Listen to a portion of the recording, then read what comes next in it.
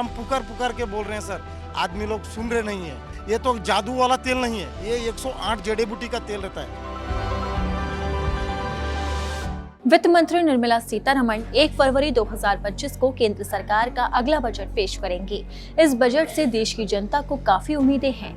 जहां किसानों से लेकर व्यापारी वर्ग बजट पर नजर लगाए हुए है, तो वहीं दूसरी तरफ सरकारी कर्मचारियों को भी इस बजट से आस है, क्योंकि सरकारी कर्मचारी 8वें वेतन आयोग को हरी झंडी मिलने का इंतजार कर रहे हैं। कहा जा रहा है कि इस बजट में उनका इंतजार खत्म हो सकता है।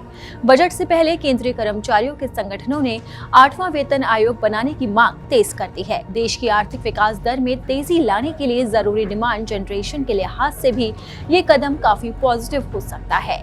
लेकिन क्या सरकार उनकी मांगे पूरी करेगी, ये तो वक्त ही बताएगा। लेकिन आगे आपको बताएंगे कि केंद्रीय कर्मचारियों की सैलरी में कितना इजाफा हो सकता है और 7वां वेतन आयोग कब लागू हुआ था और उस हिसाब से कितनी सैलरी बढ़ी थी। नए वेतन आयोग का सरकारी कर्मचारी बेसब्री से इंतजार कर रहे हैं। लगभग हर 10 साल में नए वेतन आयोग की घोषणा करने की परंपरा चली आई है। उम्मीद जताई जा रही है कि इसी परंपरा को देखते हुए केंद्र सरकार इस पर फैसला ले सकती है। ऐसा अनुमान है कि 8वें वेतन आयोग की घोषणा केंद्रीय बजट में की जा सकती है। एक यूनियन नेता के अनुसार ये उपयुक्त समय हो सकता है, क्योंकि पिछली बार 7वें वेतन आयोग को रिपोर्ट करने में ही 19 महीने का समय लगा था, जिसे जनवरी 2016 में लागू किया गया था। अब अटकलों का बाजार गर्म हो चुका है, लेकिन सरकार ने तारीखों का ऐलान नहीं किया है और न ही इसकी पुष्टि की है।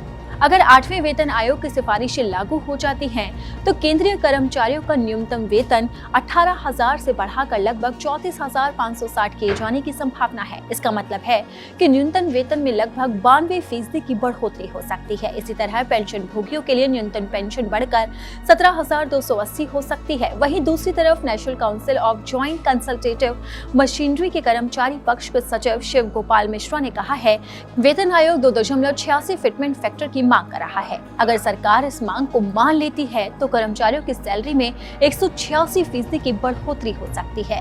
पिछली बार जब वेतन आयोग लागू हुआ था, तब 2.56 फिटमेंट लागू किया गया था, जिसके बाद कर्मचारियों का न्यूनतम वेतन 7,000 रुपए से बढ़ाकर 17,990 रुपए हो गया था।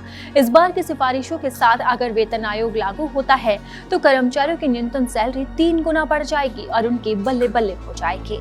आपको बता दें कि भारत में केंद्र सरकार के कर्मचारियों को वेतन आयोग की संरचना के अनुसार उनका वेतन दिया जाता है।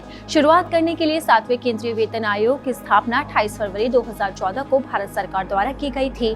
अब अनुमान लगाया जा रहा है कि 8वां वेतन आयोग भी जल्द लागू हो जाएगा, जिसका करोड़ों कर्मचारियों को बेसब्री से इंतजार है। अब देखना होगा कि सरकार क्या इस बजट के अंदर 8वें वेतन आयोग को हरी झंडी दिखाती है या नहीं। अगर आपको हमारा ये वीडियो पसंद आया तो इसे लाइक और शेयर जरूर करें। अगर अब तक आपने दैनिक जागरण को सब्सक्राइब नहीं किया है, तो लेटेस्ट खबरों को जानने के लिए आप दैनिक जागरण को जरूर सब्सक्राइब करें।